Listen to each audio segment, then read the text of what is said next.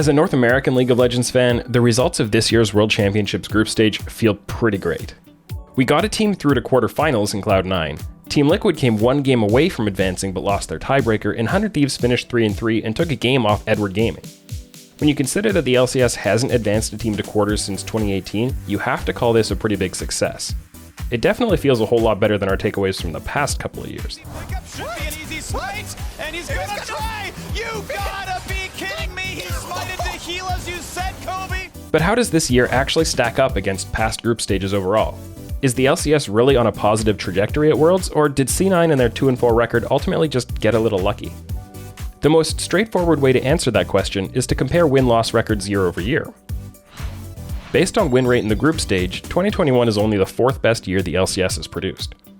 2014 was the first year Worlds adopted the current format of 4 groups with 4 teams each. It's still the only year the LCS teams have achieved a win rate over 50%, and it's the only year the LCS has placed 2 teams in the quarterfinals. TSM and Cloud9 both made it to quarters as second-place teams.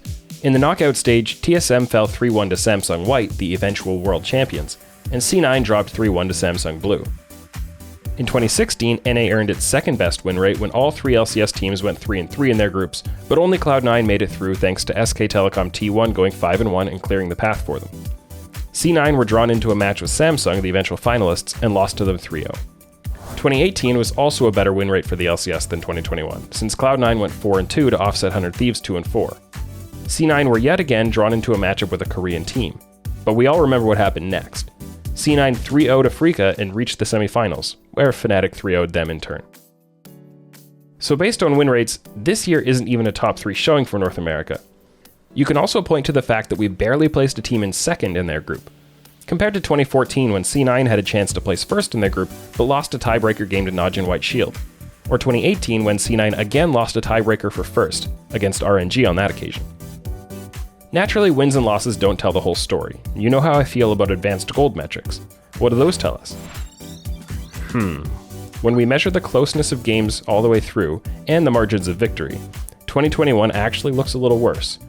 It was far better than our worst years, but overall the LCS teams didn't really play better than in 2017 or 2020. So maybe C9 did get a little lucky this year, having Dom1 Kia in their group to help get into that tiebreaker. We can also use the same metrics to compare C9's individual team performance this year to all former LCS teams at Worlds.